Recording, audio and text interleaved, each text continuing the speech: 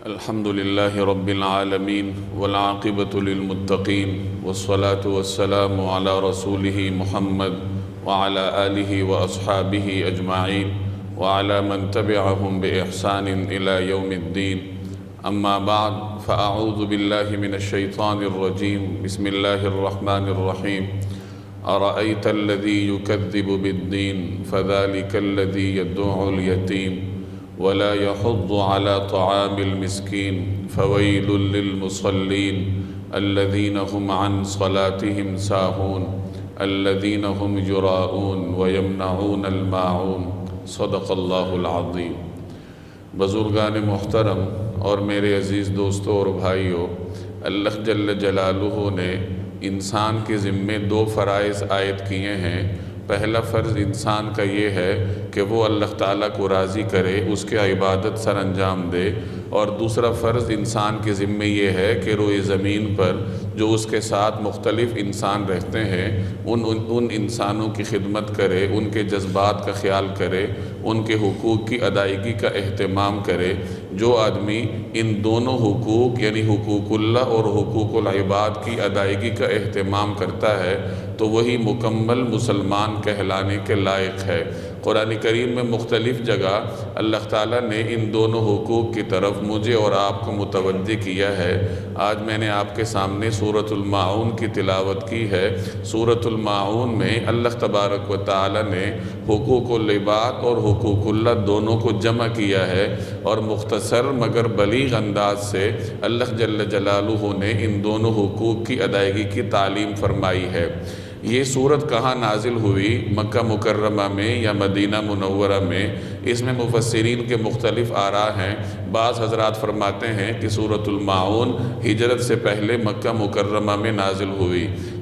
کچھ مفسرین کا نقطہ نظر یہ ہے کہ یہ سورت ہجرت کے بعد مدینہ منورہ میں نازل ہوئی، کیونکہ اس سورت میں منافقین کی نماز کا ذکر ہے، اور منافقین کے ساتھ مسلمانوں کے معاشرے کا واسطہ مدینہ منورہ میں ہجرت کے بعد پڑا تھا. تو چونکہ اس میں منافقین کی نماز کا ذکر ہے، اس لیے یہ سورت ہجرت کے بعد مدینہ منورہ میں نازل ہوئی. اور ایک نقطہ نظر یہ بھی ہے کہ اس سورت کا جو پہلا نصف ہے جس میں مسلمانوں کو یتیم کے حقوق ادا کرنا اور کھانا کھلانے کی ترغیب دی گئی ہے، تو یہ حصہ مکہ میں نازل ہوا. گویا اس سورت کا آدھا حصہ مکی ہے، اور اگلے حصے میں جہاں منافقین کی نماز کا ذکر ہے وہ مدینہ منورہ میں نازل ہوا. گویا کہ اس نقطہ نظر کے حاملین کے ہاں یہ سورت دو حصوں میں نازل ہوئی. اس کا پہلا حصہ مکہ مکرمہ میں ہجرت سے پہلے نازل ہوا، اور دوسرا حصہ مدینہ منورہ میں ہجرت کے بعد نازل ہوا. اس صورت میں اللہ تبارک و تعالی نے حقوق اللہ اور حقوق العباد دونوں کی طرف متوجہ کیا. چنانچہ فرمایا ارأیت الذی یکذب بالدین، کیا آپ نے دیکھا اس شخص کو جو دین کو جھٹلاتا ہے. فذلک الذی یدعو الیتیم، یہ وہی شخص ہے جو یتیم کو دھتکارتا ہے. ولا یحض علی طعام المسکین، اور مسکین کو کھانا کھلانے پر رغبت نہیں رکھتا. یہاں اللہ جل جلالہ نے دین کو جھٹلانے والوں کی دو نمایاں خصوصیات کا ذکر کیا کہ جو شخص دین کو جھٹلائے گا تو اس کے اندر یہ دو نمایاں خصوصیات پائی جائیں گی. پہلی بری خصوصیت اس کے اندر یہ ہوگی کہ وہ یتیم کو دھتلائے گا، یتیم کو دھتکارے گا. اور دوسری خصوصیت اس کے اندر یہ ہوگی کہ غرباء کو کھانا کھلانے کی رغبت اس کے اندر نہیں ہوگی، کہ دوسروں کو وہ لوگوں کو کھانا کھلانے کی رغبت کیا دے گا، اس کے اندر یہ شوق نہیں ہوگا، اسے بذات خود یہ توفیق نہیں ہوگی کہ وہ کسی کو کھانا کھلائے. یہ دو خصوصیات ہر اس شخص کے اندر پائی جائیں گی جو کہ دین کو جھٹلاتا ہو. اب یہاں دین سے کیا مراد ہے؟ یکذب بالدین، کیا آپ نے دیکھا اس شخص کو جو دین کو جھٹلاتا ہے؟ تو دین کا اطلاق کئی قسم کے مفہوم پر ہوتا ہے. یہاں دین سے مراد کیا ہے؟ تو بعض حضرات فرماتے ہیں کہ یہاں دین سے مراد جزا اور سزا کا دن ہے، جس کی طرف سورہ فاتحہ میں اللہ نے اشارہ کیا مالک یوم الدین، کہ وہ یوم الدین یعنی یوم جزا اور سزا کا مالک ہے، کہ قیامت کا دن مراد ہے کہ قیامت کے دن نیکوکاروں کو اللہ تعالیٰ اجر دے گا اور برے لوگوں کو سزا دے گا، تو جزا اور سزا کے اس دن کا مالک اللہ تبارک و تعالیٰ ہے، اور جزا اور سزا کے اس دن کے جہاں دیگر نام ہیں وہاں ایک نام اس کا یوم الدین ہے۔ تو کچھ حضرات فرماتے ہیں کہ یہاں یکذب بالدین میں دین کو جھٹلانے کا مطلب یہ ہے کہ وہ یوم جزا اور سزا کو جھٹلاتا ہے، یعنی عقیدہ آخرت کا منکر ہے۔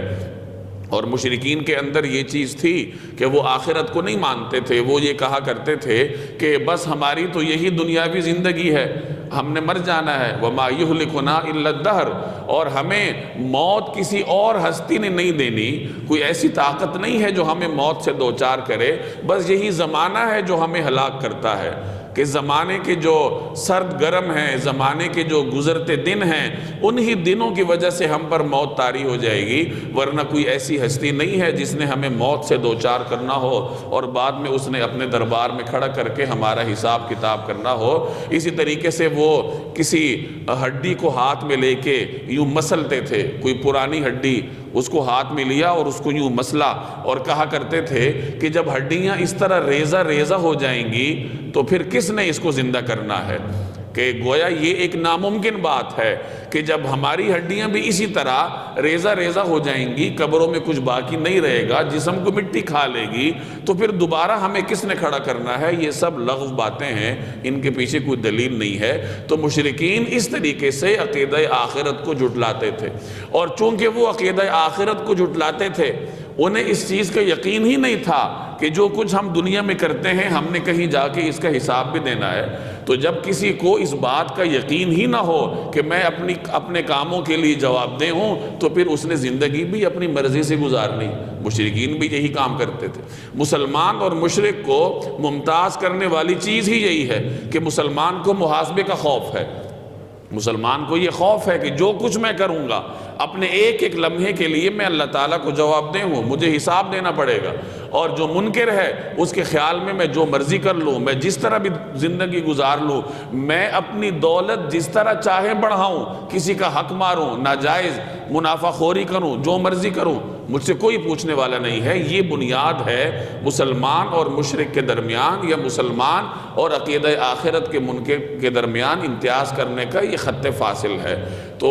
بعض حضرات نے فرمایا کہ یہاں دین سے مراد عقیدہ آخرت کا انکار ہے، اور جو آدمی عقیدہ آخرت کا انکار کرتا ہے پھر اس کے اندر یہ صفات پیدا ہوتی ہیں کہ وہ یتیم کو دھکے دیتا ہے، غریبوں کو کھانا نہیں کھلاتا، اس کے دل کے اندر سختی پیدا ہو جاتی ہے۔ اور کچھ حضرات فرماتے ہیں کہ یہاں دین سے مراد دین اسلام ہے، اور آیت کا مفہوم یہ ہے کہ بھلا آپ نے دیکھا اس شخص کو جو دین اسلام کو جھٹلاتا ہے، اور دین اسلام کو جھٹلانے کی وجہ سے اس کے اندر کیا صفات پیدا ہوئیں؟ اس کا پہلا وصف یہ ہوا کہ وہ یتیم کو دھتکارے گا، اور دوسرا برا وصف اس کے اندر یہ پیدا ہوا کہ وہ غریب کو کھانا کھلانے کا شوق نہیں رکھتا۔ تو گویا کہ جو شخص دین اسلام کا منکر ہے، جو مسلمان نہیں ہے، اس کے اندر یہ صفات ہوں گی۔ اس کا مطلب یہ ہوا کہ جو بھی مسلمان ہے، جو اپنے آپ کو مسلمان کہلاتا ہے، وہ یتیم کو دھکے نہیں دے گا، بلکہ یتیم کی کفالت کرنے کی کوشش کرے گا، اور دوسروں کو کھانا کھلانے کا شوق دل میں رکھے گا کہ میں غریب غربا کی خدمت کروں، انہیں کھانا کھلاؤں۔ تو گویا اس صورت میں اللہ جل جلالہ نے مسلمانوں کو ان صفات کی تلقین کی ہے جو مسلمان کے اندر ہونی چاہیے، اور ان صفات کو بیان کیا ہے جو ایک غیر مسلم کے اندر ہوتی ہیں، جو یوم جزا اور سزا کو جھٹلانے والے کے اندر ہوتی ہیں، کہ یتیم کو دھکے دینا، لوگوں کو کھانا کھلانے کا شوق نہ رکھنا، یہ صفات اگر ہو سکتی ہیں تو اس شخص میں ہوں گی جو آخرت کا منکر ہے، جو دین اسلام کا منکر ہے۔ جو آدمی اپنے آپ کو مسلمان کہلاتا ہے یا آخرت پر عقیدہ رکھتا ہے، اس کے اندر یہ صفات کبھی نہیں ہو سکتی۔ قرآن کریم جگہ جگہ دولت مندوں کا ذکر کرتا ہے۔ ہماری تاریخ میں کئی طرح کے دولت مند گزرے ہیں۔ تاریخ میں قارون بھی گزرا ہے، تاریخ میں ابو جہل بھی گزرا ہے، تاریخ میں امیہ بن خلف بھی گزرا ہے، تاریخ میں ابو لہب بھی گزرا ہے۔ یہ تمام بڑے بڑے سرمایہ دار تھے جنہوں نے دولت کو اپنے پاس محفوظ کیا، دولت کو خرچ کرنے سے انکار کیا، اور اسی دولت نے انہیں دین حق کا انکار کرنے پر مجبور کیا، جس کا ذکر قرآن کریم نے کیا، انہم کانوا قبل ذالک مترفین۔ سورہ واقعہ میں قرآن کریم جہنم والوں کے عذاب کا ذکر کرتا ہے، وَأَصْحَابُ الشِّمَالِ مَا أَصْحَابُ الشِّمَالِ فِي سَمُومٍ وَحَمِيمٍ وَظِلٍّ مِّن يَحْمُومٍ لَا بَارِدٍ وَلَا کریم، کہ جو اصحاب الشمال ہیں جنہیں بائیں ہاتھ میں نامہ اعمال تھمایا جائے گا تو ان کی سزا کا کیا کہنا، ان کا جو دردناک منظر ہوگا اس کے بارے میں کیا کہنا۔ ما اصحاب الشمال، کیا کہیں ہم آپ کو اصحاب الشمال کے بارے میں، فی سموم و حمیم، وہ ہوں گے گرم ہواؤں کی زد میں، اور پینے کے لیے انہیں حمیم گرم کھولتا پانی دیا جائے گا، اور انہیں کسی قسم کا سایہ اور کسی قسم کی عزت میسر نہیں ہوگی۔ کیوں؟ ان سزاؤں کا وہ شکار کیوں ہوں گے؟ انہم کانوا قبل ذالک مترفین، کیونکہ وہ اس سے پہلے عیاشی کیا کرتے تھے۔ گویا دولت نے بجائے اس کے کہ ان کے دل میں نرمی پیدا کر دی، دولت نے ان کے دلوں کو سخت کر دیا، اور ان کے اندر دو قسم کی صفات پیدا ہوئی۔ پہلی صفت ان کے اندر یہ پیدا ہوئی کہ وہ لوگوں سے دور ہو گئے، یتیموں پہ ظلم کرنے لگے، غریبوں کا مال ہڑپ کرنے لگے، اور ہر ممکن طریقے سے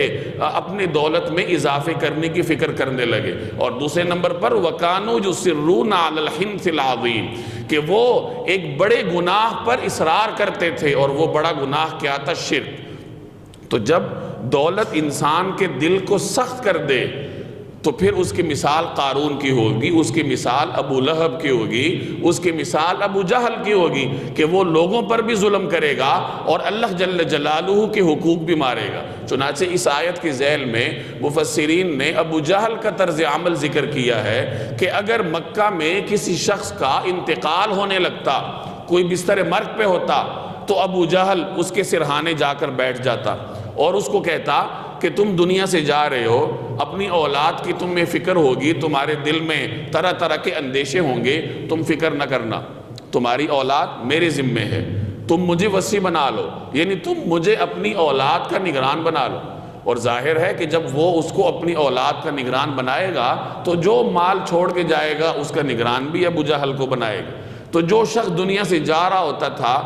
جس کے آخری لمحات ہوتے تھے، جب وہ یہ دیکھتا تھا کہ یہ مکہ کا سردار ہے اور یہ میرے ساتھ ہمدردی کر رہا ہے، میرے بچوں کے ساتھ ہمدرد ہے، تو وہ اسے اپنی اولاد کا اور اپنی جائیداد اور اپنی مال کا نگران بنا لیتا تھا، اور ابو جہل بعد میں ان یتیموں کا مال ہڑپ کر لیتا تھا۔ چنانچہ ایک واقعہ ذکر کیا جاتا ہے کہ ایک مرتبہ اسی طرح کا ایک یتیم جس کا مال ابو جہل کے قبضے میں تھا، جس کا والد ابو جہل کو اپنی اولاد اور مال کا نگران بنا کر گیا تھا، تو وہ یتیم ابو جہل کے پاس اس حالت میں آیا کہ اس کے تن بدن پر کپڑا ہی نہیں ہے، بیچارہ غربت میں تھا، ابو جہل اس کا مال اس کو نہیں دیتا تھا، کپڑے اس کو لے کے نہیں دیتا تھا، تو وہ یتیم بچہ ابو جہل کے پاس اس حالت میں آیا کہ اس کے تن بدن پر ایک چیتھڑا تک نہیں ہے، بغیر کسی لباس کے ابو جہل کے پاس آیا، اپنی بے بسی کا اظہار کیا اور اس کو کہا کہ جو میرا مال تمہارے پاس ہے، جس کا تمہیں میرا والد نگران بنا کر گیا ہے، تو میرا مال ہی مجھے دے دو، اپنی طرف سے تم کچھ نہیں دینا چاہتے مت دو، لیکن میرا مال تو مجھے دو تاکہ میں اس سے لباس خریدوں، اپنا گزر بسر کروں۔ ابو جہل نے اس کا مال بھی اس کو دینے سے انکار کی۔ یہ دولت انسان کے دل میں سختی پیدا کرتی ہے، جب انسان دولت کا غلط استعمال کرتا ہے کہ ایک یتیم بچے کو دیکھ کر، بے لباس دیکھ کر بھی اس کا دل نہیں پسیجا، اور اس یتیم بچے کا اپنا مال اس کو دینے کے لیے تیار نہیں تھا۔ تو وہ یتیم بچہ بے بسی کی حالت میں واپس آیا، تو کچھ سرداروں نے عذرائے طنز اس کو کہا کہ تم محمد صلی اللہ علیہ وسلم کے پاس جاؤ، وہ تمہاری مدد کریں گے۔ ان کے خیال میں رسول اللہ صلی اللہ علیہ وسلم اس یتیم کی اعانت کے لیے اور اس کی نصرت کے لیے ابو جہل کے پاس جائیں گے، ابو جہل مخالفت کرے گا اور ہمیں ایک منظر دیکھنے کو مل جائے گا۔ تو انہوں نے تو اس نقطہ نظر سے کہا تھا۔ تو وہ یتیم بچہ رسول اللہ صلی اللہ علیہ وسلم کی خدمت میں حاضر ہوا اور آ کر اپنی صورتحال بیان کی، تو نبی کریم صلی اللہ علیہ وسلم نے اس کو ساتھ لیا اور ابو جہل کے دروازے پہ گئے اب لوگ بھی پیچھے پیچھے کہ دیکھیں کیا ہوتا ہے۔ آپ صلی اللہ علیہ وسلم نے دروازہ کھٹکھٹایا، ابو جہل نکلا تو رسول اللہ صلی اللہ علیہ وسلم نے اس سے فرمایا کہ اس یتیم کا حق اس کو دو۔ اب دیکھنے والے حیران رہ گئے کہ ابو جہل فوری طور پر گیا اور یتیم کا جو مال تھا، جو اس کا حق تھا، وہ لا کر اس کو دیا۔ تو دیکھنے والوں کی جو خواہش تھی وہ پوری نہ ہو سکی، تو ان سرداروں نے ابو جہل سے پوچھا کہ تمہیں کیا ہوا؟ کیا تم دین محمد میں داخل ہو گئے ہو، یا تم نے ان کی بات اتنی جلدی کیوں مان لی؟ تو ابو جہل کہنے لگا کہ جب رسول اللہ صلی اللہ علیہ وسلم نے میرا دروازہ کھٹکھٹایا تو میں نے دیکھا کہ ان کے دائیں بائیں دو بڑے بڑے حربے ہیں، حربہ نیزے کو کہتے ہیں، تو دو بڑے بڑے نیزے مجھے نظر آئے، اور مجھے یہ خدشہ ہوا کہ اگر میں ان کی بات نہ مانوں تو یہ نیزے میرے جسم کو چھید ڈالیں، اس لیے میں نے ان کی بات مان لی اور یتیم کا مال اس کو دیا۔ تو اس میں ایک طرف تو رسول اللہ صلی اللہ علیہ وسلم کے معجزے کا ذکر ہے، اور دوسری طرف آپ کو ابو جہل کی ذہنیت کا اندازہ ہوگا کہ ابو جہل کس قسم کی ذہنیت رکھتا تھا۔ اور یہ صرف ابو جہل کی بات نہیں تھی، جتنے مشرکین مکہ کے سردار تھے، جتنے رؤساء تھے، جو دین حق کے دشمن تھے، جو اللہ تعالیٰ کو ایک نہیں مانتے تھے، جو رسول اللہ صلی اللہ علیہ وسلم پر ایمان نہیں رکھتے تھے، ان کی یہی حال تھا کہ بخل ان کے اندر اتنا سرایت کر چکا تھا کہ وہ دوسرے کا مال دوسرے پر خرچ کرنے کے بجائے اپنے اوپر بھی خرچ نہیں کرتے تھے۔ مال جمع کرنا یہ ان کا وتیرہ بن چکا تھا۔ ابو لہب بڑا سرمایہ دار تھا، اس کی بیوی کا ذکر قرآن کریم نے کیا ہے، فی جیدہا حبل من مسد، کہ اس کی گردن میں مونج کی رسی ہے۔ تو مفسرین اس آیت کے ذیل میں اس کی زندگی کا معمول بیان کرتے ہیں کہ باوجود یہ کہ وہ ایک بڑے سردار کی بیوی تھی، ایک بڑے سرمایہ دار کی بیوی تھی، لیکن بخل ان کے گھر میں اتنا تھا کہ وہ جنگل سے جا کر ایندھن کی لکڑیاں اپنے سر پہ خود باندھ کے لاتی تھی۔ اپنے سر پہ لکڑیوں کا گٹھڑ رکھا اور اس کو رسی کے ذریعے اپنی گردن کے ساتھ باندھ کر یہ ایندھن جنگل سے لایا کرتی تھی کہ اگر کہیں کسی ملازم کے ذمہ لگایا تو ملازم کو اجرت کے 2 دھیلے دینے پڑ جائیں گے۔ تو چونکہ بخل اس کی رگ رگ میں پیوست تھا، اس وجہ سے وہ اپنے لیے یہ مزدوری خود ہی انجام دیتی تھی۔ تو یہ رؤساء کا عالم تھا، ان رئیسوں کا جو دین حق کا انکار کرتے تھے، جنہیں قرآن کریم مترفین کہہ کر ذکر کرتا ہے، انہم کانوا قبل ذالک مترفین، کہ اس عذاب میں وہ کیوں آئے، جہنم کا عذاب کا سے دوچار ہونا کیوں پڑا؟ اس لیے کہ وہ اس سے پہلے مترفین تھے، عیاش تھے، دولت نے ان کے دلوں کو سخت کیا ہوا تھا۔ آج بھی آپ دیکھ لیجئے اپنے گرد و پیش میں آپ کو ایسے لوگ نظر آئیں گے جو باوجود یہ کہ بڑے بڑے دولت مند ہیں لیکن اپنے گھریلو ملازمین کو کھانا کھلانے سے بھی عاری ہیں۔ بڑے بڑے سرمایہ دار آپ کو ملیں گے جو قسم قسم کے کھانے کھاتے ہوں گے، لیکن ان کے اپنے ملازمین صرف اس کھانے کی خوشبو ہی سونگھ سکتے ہیں، باقی اپنے مالکان کے گھروں میں انہیں کھانا بھی نصیب نہیں ہوتا۔ اجرت کے نام پر چند ٹکے ان کو ملتے ہیں، باقی ان کی کچن کا کھانا ضائع ہوتا ہے تو ہو جائے، لیکن ملازمین کو اس میں سے کچھ نصیب نہیں ہوتا۔ اسی چیز سے رسول اللہ صلی اللہ علیہ وسلم نے روکا ہے اور مسلمانوں کو تلقین کی ہے۔ ایک روایت کا مفہوم ہے کہ تمہارا وہ ملازم جو تمہارے کھانے کی مشقت برداشت کرتا ہے، اس کا دھواں اور اس کی حرارت اسے برداشت کرنی پڑتی ہے، جب وہ کھانا لے کر آئے تو اسے اپنے ساتھ کھلاؤ، اگر ساتھ نہیں کھلا سکتے تو 1-2 لقمے ہی اس کے ہاتھ پہ رکھ دو۔ یہ مسلمان کی اخلاقیات ہوتی ہیں کہ جو ملازم آپ کا کھانا بناتا ہے اور اس کے منہ میں پانی بھی آتا ہوگا تو کم از کم اسی کھانے میں سے اسے بھی کچھ دے دیا جائے۔ تو بہرحال دولت مندوں کی 2 قسمیں ہوتی ہیں۔ دولت مندوں کی ایک قسم وہ ہے جس کا ذکر میں نے کیا، قرآن کریم نے بھی اس کا ذکر کئی طریقوں سے کیا، اور اس صورت میں اللہ تبارک و تعالیٰ نے ان کی 2 صفات بیان کی کہ وہ یتیم کو دھتکاریں گے اور کسی کو کھانا کھلانے کی رغبت اپنے اندر محسوس نہیں کریں گے، کیونکہ انہیں فکر اس بات کی ہے کہ میری دولت بڑھے گی کیسے۔ لیکن دولت مندوں کی ایک دوسری قسم بھی ہے۔ حضرت عثمان غنی رضی اللہ تعالی عنہ بڑے دولت مند تھے، ابو بکر صدیق رضی اللہ تعالی عنہ بہت بڑے تاجر تھے، عبد الرحمن بن عوف رضی اللہ تعالی عنہ بہت بڑے تاجر اور بڑے بڑے رئیسوں میں ان کا شمار ہوتا تھا۔ عبد الرحمن بن عوف کی دولت کا اندازہ آپ اس بات سے لگائیے کہ جب ان کا انتقال ہوا تو ان کی وراثت میں اتنا سونا تھا کہ اس سونے کو توڑنے والوں نے کلہاڑیوں کے ذریعے اس کو توڑا اور کلہاڑا چلانے والوں کے ہاتھوں میں آبلے پڑ گئے، اتنی کثرت سے ان کی وراثت میں سونا تھا۔ اور ایسا نہیں تھا کہ وہ جمع کرتے تھے، جمع کرتے گئے اور سونا ان کے پاس آتا گیا، وہ خرچ کرتے تھے اور اتنی کثرت سے خرچ کرتے تھے کہ مختلف صحابہ کرام، ازواج مطہرات اور بڑے بڑے اکابرین کے وظائف مقرر کیے ہوئے تھے۔ ایک مرتبہ ان کا بہت بڑا تجارتی قافلہ باہر سے آیا، حضرت عائشہ رضی اللہ تعالی عنہ نے پوچھا کہ یہ آواز کیسی ہے؟ تو کسی کہنے والے نے کہا کہ عبد الرحمن بن عوف کا بہت بڑا تجارتی قافلہ مدینے کے حدود میں داخل ہوا ہے، سینکڑوں اونٹ ہیں تجارتی مقاصد کے لیے، تو یہ اس کی آواز ہے۔ تو حضرت عائشہ نے فرمایا کہ میں نے رسول اللہ صلی اللہ علیہ وسلم کو یہ فرماتے ہوئے سنا تھا کہ عبد الرحمن بن عوف جنت میں گھسٹتے ہوئے داخل ہوں دولت کی وجہ سے۔ تو حضرت عبد الرحمن بن عوف نے جب یہ جملہ سنا کہ سیدہ عائشہ صدیقہ رضی اللہ تعالی عنہ نے میرے بارے میں اس طرح کا جملہ نقل کیا ہے رسول اللہ صلی اللہ علیہ وسلم کا، تو انہوں نے وہ پورا تجارتی قافلہ اللہ کے راستے میں وقف کیا اور ساتھ فرمایا کہ میں یہ چاہوں گا کہ میں جنت میں چل کے جاؤں، اور اپنا وہ سارا تجارتی قافلہ نہ جانے کتنی دولت پر مشتمل ہوگا وہ اللہ کے راستے میں خرچ کر دیا۔ تو اس طریقے سے خرچ کرتے تھے، لیکن پھر بھی اللہ تعالیٰ ان کو دیتا تھا۔ وہ خود کہتے ہیں کہ میں جس مٹی کو بھی ہاتھ لگاؤں تو وہ سونا بن جاتی تھی۔ تو اس طریقے سے اللہ تبارک و تعالیٰ ان کی دولت میں اضافہ کرتا گیا۔ تو میں عرض یہ کر رہا ہوں کہ دولت مند اس طرح کے بھی ہوتے ہیں کہ دولت ان کے دلوں کو سخت نہیں کرتی، نہ انہیں رب سے دور کرتی ہے نہ مخلوق سے دور کرتی ہے، بلکہ اللہ تعالیٰ کا ان پہ انعام ہوتا ہے۔ جیسے جیسے اللہ ان کو دولت دیتا جاتا ہے ویسے ویسے وہ اللہ کے بندوں کے بھی قریب ہوتے ہیں اور رب کے بھی قریب ہوتے ہیں۔ آپ کو ایک طرف اگر ایسے صاحب ثروت لوگ ملیں گے جو اپنے ملازمین کو کھانا دینے سے عاجز ہیں، تو ایسے بھی صاحب ثروت لوگ آپ کو نظر آئیں گے جو پورے محلے کو، پورے شہروں کو کھلاتے ہیں، کیمپ لگاتے ہیں، لوگ وہاں جا کر کھانے کھاتے ہیں۔ تو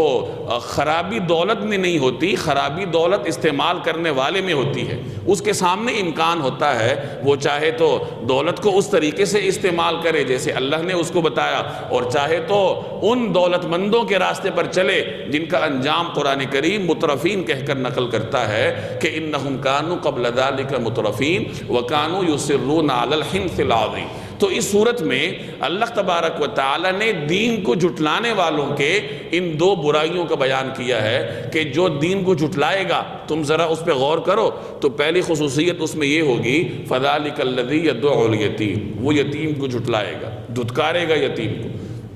حالانکہ رسول اللہ صلی اللہ علیہ وسلم فرما گئے ہیں کہ جو مسلمان کسی یتیم کی کفالت کرے تو اللہ تبارک و تعالیٰ اسے جنت میں داخل فرمائے گا۔ اور ایک اور روایت کا مفہوم ہے کہ جو آدمی یتیم کی کفالت کرتا ہے تو وہ جنت میں میرے اس طرح قریب ہوگا جیسے یہ دو انگلیاں ہیں، انا وکافل الیتیم ہاکذا فی الجنہ۔ آپ صلی اللہ علیہ وسلم نے ان دو انگلیوں کا اشارہ فرمایا کہ جیسے یہ دو انگلیاں ایک دوسرے کے قریب ہیں، اسی طریقے سے یتیم کی کفالت کرنے والا جناب رسول اللہ صلی اللہ علیہ وسلم کے قریب ہوگا۔ ایک اور روایت کا مفہوم ہے کہ جو شخص چاہتا ہے کہ اپنے دل میں نرمی پیدا کرے تو وہ یتیم کے سر پہ ہاتھ رکھا کرے۔ یتیموں کے سر پر ہاتھ رکھنا انسانی دل میں نرمی کا سبب، نرمی لے کر آتا ہے۔ جب آپ اس کے سر پہ ہاتھ رکھیں گے، اس کی تکلیف کا احساس کریں گے، اس کے اوپر کیا بیت رہی ہے اس کا ادراک کریں گے، تو انسان کے دل میں نرمی آتی جاتی ہے۔ اور کامیاب انسان وہی ہے جس کا دل نرم ہو جائے۔ جب دل نرم ہوگا تو قرآن بھی اس پہ اثر کرے گا، حدیث بھی اس پہ اثر کرے گی، اچھی بات بھی اس پہ اثر کرے گی۔ اور اگر کسی انسان کا دل ہی سخت ہو جائے تو وہ پھر ہر قسم کی اچھائی سے محروم۔ اسی لیے رسول اللہ صلی اللہ علیہ وسلم نے فرمایا کہ یاد رکھو تمہارے دلوں میں، تمہارے جسموں میں ایک ٹکڑا ایسا ہے، اگر وہ ٹکڑا صحیح رہے تو پورا جسم ٹھیک رہتا ہے، اور اگر وہ ٹکڑا ہی خراب ہو جائے تو پورا جسم خراب ہو جاتا ہے۔ اور پھر فرمایا الا وہی القلب، کہ یاد رکھنا کہ وہ ٹکڑا دل ہے۔ اگر دل ٹھیک ہے تو پورا جسم ٹھیک۔ اور دل کیسے ٹھیک ہوتا ہے؟ جب دلوں میں نرمی ہوتی ہے، جب دلوں میں قساوت نہ ہو، جب دلوں میں سختی نہ ہو۔ چنانچہ ایک جگہ اللہ تعالیٰ کفار کے بارے میں فرماتے ہیں کہ ان کی مثال پتھروں جیسی ہے، بلکہ پتھروں سے بھی سخت، کہ پتھر بھی اثر قبول کرتا ہے، اس سے پانی بھی نکل آتا ہے، پتھر کو توڑا جائے اس کے اندر بعض اوقات کیڑا بھی پل رہا ہوتا ہے، تو پتھر بھی کسی حد تک اثر قبول کرتا ہے، لیکن جب انسان کا دل سخت ہوتا ہے تو وہ پتھر سے بھی گیا گزرا بن جاتا ہے، اس پر کسی چیز کا اثر نہیں ہوتا۔ تو اس صورت کی اس ابتدا میں اللہ تبارک و تعالیٰ نے ان اوصاف کو بیان کیا ہے جو دین حق کو جھٹلانے والوں کے ہوتے ہیں، اور اس سے ہمیں تعلیم بھی ملی کہ اگر صحیح مسلمان بننا ہے تو ان اوصاف سے دور رہنا ہوگا، یتیم کی کفالت کرنی ہوگی اور لوگوں کو کھانا کھلانے کی رغبت اپنے اندر پیدا کرنی ہوگی۔ اب اس حصے میں تو حقوق العباد کا بیان تھا، اب آگے اللہ تعالیٰ اپنے حقوق بیان کر رہے ہیں، اور اللہ کے حقوق میں سب سے بڑی چیز نماز ہے، سب سے بنیادی حق اللہ تعالیٰ کا نماز ہے، جو ہر مسلمان پر، اللہ کے ہر بندے پر لازم ہے۔ چونکہ زکوٰۃ بھی اللہ کا حق ہے لیکن وہ صرف صاحب نصاب پر ہوتی ہے، حج بھی اللہ کا حق ہے لیکن وہ بھی صرف صاحب نصاب پر ہے، روزہ بھی اللہ کا حق ہے لیکن وہ سال میں ایک مرتبہ رمضان میں ہے۔ نماز وہ ہر بالغ آدمی کا حق ہے، ہر بالغ آدمی کے اوپر لازم ہے۔ تو اس لیے اللہ تبارک و تعالیٰ نے یہاں اپنے حقوق میں سے بنیادی چیز نماز کا ذکر کیا اور فرمایا فویل للمصلین، ہلاکت ہے ان نمازیوں کے لیے۔ یہاں ہلاکت بے نمازیوں کے لیے نہیں بلکہ ہلاکت ہے ان نمازیوں کے لیے، الذین هم عن صلاتهم ساہون، جو اپنی نمازوں سے غفلت برتتے ہیں، الذین هم یراؤون، جو دکھلاوا کرتے ہیں۔ گویا جو شخص نماز پڑھتا ہی نہیں ہے اس کے لیے تو ہلاکت کے ہونے میں کوئی شبہ نہیں ہے۔ ہاں جو شخص نماز پڑھتا ہے لیکن غفلت کے ساتھ پڑھتا ہے، اس کو پرواہ نہیں ہوتی، اس کے لیے اللہ تبارک و تعالیٰ نے یہاں ویل کا لفظ ذکر فرمایا کہ اس کے لیے ہلاکت ہے۔ چنانچہ ایک روایت میں نبی کریم صلی اللہ علیہ وسلم نے فرمایا تلک صلاۃ المنافق، تلک صلاۃ المنافق، تلک صلاۃ المنافق، 3 مرتبہ فرمایا کہ یہ منافق کی نماز ہے، یہ منافق کی نماز ہے، یہ منافق کی نماز ہے۔ کون سی؟ آگے فرمایا جس کا مفہوم یہ ہے کہ جو عصر کے وقت بیٹھا رہتا ہے، سورج کو دیکھتا رہتا ہے، انتظار کرتا رہتا ہے یہاں تک کہ سورج شیطان کے سینگوں کے درمیان پہنچ جائے، یعنی غروب ہونے کے قریب ہو جائے، اس وقت وہ اٹھتا ہے اور چنگ ٹھونگے مار کے نماز پڑھتا ہے، یعنی بر وقت نماز نہیں پڑھتا بلکہ نماز کے آخری وقت میں جلدی جلدی رکعتیں اور سجدے ادا کرے گا اور جان چھڑائے گا۔ تو جو آدمی اس طریقے سے نماز پڑھتا ہے اس کے بارے میں رسول اللہ صلی اللہ علیہ وسلم نے فرمایا کہ یہ منافق کی نماز ہے، گویا یہ نفاق کی علامت ہے، اور اس کا ذکر قرآن کریم بھی کرتا ہے وَلَا يَقُومُونَ الصَّلَاةَ إِلَّا وَهُمْ كُسَالَىٰ وَلَا يُنْفِقُونَ إِلَّا وَهُمْ كَارِهُونَ، کہ یہ منافق کیا کرتے ہیں، یہ جب نماز کے لیے آئیں گے تو کسمساتے ہوئے آئیں گے، سستی کے ساتھ آئیں گے، جیسے انسان جمائیاں بھر رہا ہو، بہت تھکا ہوا ہو، نیند اس کے اوپر غالب ہو، تو اس طریقے سے اس حالت میں یہ نماز کے لیے آتے ہیں، شوق نہیں رکھتے، اہتمام کے ساتھ نماز نہیں پڑھتے، وَلَا يُنْفِقُونَ إِلَّا وَهُمْ كَارِهُونَ، اور اول تو خرچ کریں گے ہی نہیں، اور اگر خرچ کریں گے تو کسی جبر کی وجہ سے خرچ کریں گے کہ لوگ میرے بارے میں کیا کہیں گے۔ تو یہ ایک منافق کی علامات ہیں، اور مومن نے ان چیزوں سے دور بھاگنا ہوتا ہے۔ مومن کا کام کیا ہے کہ جیسے ہی نماز کا وقت ہو، اذان ہو، وہ وضو کرے اور مسجد میں جائے، سنتیں ادا کرے اور اس طریقہ کار کے مطابق نماز پڑھے جیسے رسول اللہ صلی اللہ علیہ وسلم کی سنت سے ہمیں معلوم ہوتا ہے۔ اگر اس سے ہٹے گا اور جلدی جلدی نماز پڑھے گا، نماز کو ٹالتا رہے گا یہاں تک کہ آخری وقت میں پڑھے، تو اس کے بارے میں اس آیت میں فرمایا گیا کہ اس کے لیے ہلاکت ہے، اور رسول اللہ صلی اللہ علیہ وسلم نے ایسی نماز کو منافق کی نماز قرار دیا۔ تو یہاں فرمایا فویل للمصلین، ہلاکت ہے ایسے نمازیوں کے لیے، الذین هم عن صلاتهم ساہون، جو اپنی نمازوں سے غافل ہیں، الذین هم یراؤون، جو دکھلاوا کرتے ہیں، یعنی نماز پڑھیں گے ہی نہیں، اور اگر پڑھیں گے تو کسی مجبوری کی وجہ سے کہ یہ لوگ میرے بارے میں کیا سوچیں گے۔ تو جب لوگوں کے لیے نماز پڑھی جائے تو ایسی نماز پر اللہ اجر نہیں دیتا۔ یاد رکھیے اللہ صرف اس عمل پر اجر دیتا ہے جو صرف اور صرف اللہ کی رضا کے لیے کیا جائے۔ باقی جتنا بھی بڑا عمل ہو، چاہے وہ نماز ہے، چاہے وہ صدقہ خیرات ہے، چاہے وہ جہاد ہے، چاہے وہ شہادت کا منصب ہے، اگر یہ لوگوں کے لیے کیا جائے کہ لوگ مجھے عالم کہیں، لوگ مجھے عابد کہیں، لوگ مجھے سخی کہیں، لوگ مجھے بہادر کہیں، تو جب اس نیت سے اعمال انجام دیے جائیں تو ایسے عمل انجام دینے والے کو اللہ اجر نہیں دیتا، بلکہ اللہ اسے یہی فرمائے گا کہ تم نے نماز اس لیے پڑھی کہ لوگ تمہیں عابد کہیں، لوگوں نے تمہیں عابد کہہ دیا، اب میرے ہاں تمہارے لیے کچھ نہیں ہے۔ تم نے علم اس لیے حاصل کیا کہ لوگ تمہیں عالم کہیں، تم نے سخاوت اس لیے کی کہ لوگ تمہیں سخی کہیں، تم نے شہادت کا منصب اس لیے حاصل کیا کہ لوگ تمہیں بہادر کہیں، تو جس چیز کے لیے تم نے عمل کیا وہ چیز تمہیں مل گئی، لوگوں میں تمہاری شہرت تھی، اب میرے پاس تمہیں دینے کے لیے کچھ نہیں ہے۔ تو اللہ تعالیٰ صرف اس عمل کو قبول کرتا ہے جو خالصتاً اس کے لیے ہو۔ تو یہاں ان نمازیوں کے بارے میں فرمایا جو دکھلاوا کرتے ہیں ان کے لیے ہلاکت ہے۔ وَيَمْنَعُونَ الْمَاعُونَ، اور جو معمولی برتنے کی چیزوں سے بھی رکاوٹ بنتے ہیں، جو معمولی برتنے کی چیزیں دینے سے بھی انکار کرتے ہیں۔ معاون سے مراد وہ چیز ہے جو معمولی نوعیت کی ہو، جیسے پڑوسی ایک دوسرے سے کبھی ہنڈیاں مانگ لیتے ہیں، کبھی تھوڑا بہت سالن مانگ لیتے ہیں، کبھی نمک مانگ لیتے ہیں، تو یہ جو عام طور پر معمولی برتنے کی چیزیں پڑوسی ایک دوسرے سے مانگتے ہیں اور کوئی بھی یہ چیز دینے سے انکار نہیں کرتا، تو جو آدمی دین حق کو جھٹلاتا ہے، جس کا دل سخت ہو چکا ہے، تو اس کا دل اتنا سخت ہوگا، اس کا بخل اسے اتنی کمینگی پر آمادہ کرے گا کہ وہ معمولی برتنے کی چیز دینے سے بھی انکار کرے گا۔ تو اس صورت میں اللہ تبارک و تعالی نے میرے اور آپ کے سامنے دین کی بنیادی چیزیں رکھ دیں کہ صحیح مسلمان بننا چاہتے ہو تو یہ دو اوصاف اپنے اندر پیدا کرو کہ غریبوں کی مدد کرو،